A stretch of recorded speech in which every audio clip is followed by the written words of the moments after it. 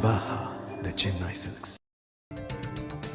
ஸ்ரீவில்லிபுத்தூர் அடுத்த பத்ராயிருப்பு சுற்றுவட்டார பகுதிகளில் கனமழை பெய்தது. பத்ராயிருப்பு, கான்சாபுரம், கூமாப்பட்டி உள்ளிட்ட கிராம பகுதிகளில் சுமார் அரை மணி நேரம் கனமழை கொட்டியது. இதனால் சாலைகளில் மழைநீர் பெருக்கெடுத்து ஓடியது. திடீர் கனமழையால் வெப்பத்தின் தாக்கம் குறைந்தது.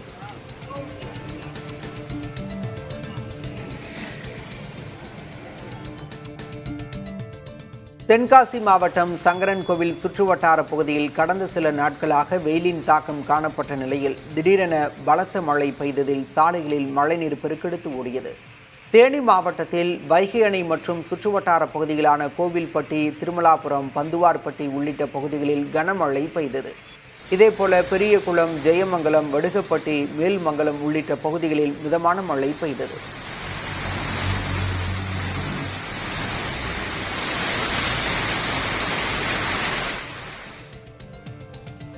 தேனி மற்றும் சுற்றுவட்டார பகுதிகளில் சுமார் 1.5 மாத இடைவெளிக்கு பிறகு பெய்த கனமழையால் பொதுமக்கள் மகிழ்ச்சி அடைந்தனர்.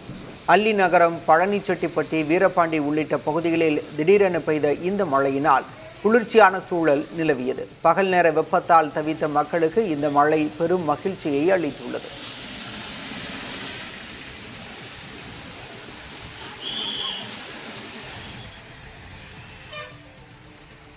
ஆண்டிப்பட்டி மற்றும் அதன் சுற்றுவட்டார பகுதிகளில் நீண்ட நாட்களுக்கு பிறகு மழை பெய்தது. கடந்த சில நாட்களாக வெயிலின் தாக்கம் அதிகரித்து காணப்பட்ட நிலையில் கருமேகங்கள் சூழ்ந்து மிதமான மழை பெய்ததால் வெப்பம் தணிந்து குளிர்ச்சியான சூழல் நிலவியது. இதனால் ஆண்டிப்பட்டி சுற்றுவட்டார பகுதி மக்கள் மகிழ்ச்சி அடைந்தனர்.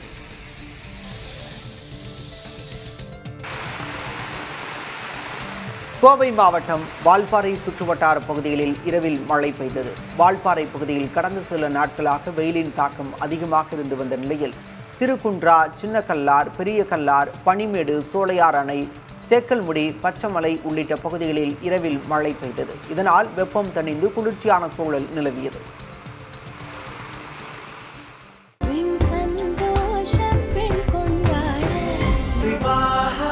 மணப்பெண்ணின் பிரத்யேகமான Vivaha, the Chennai Silks.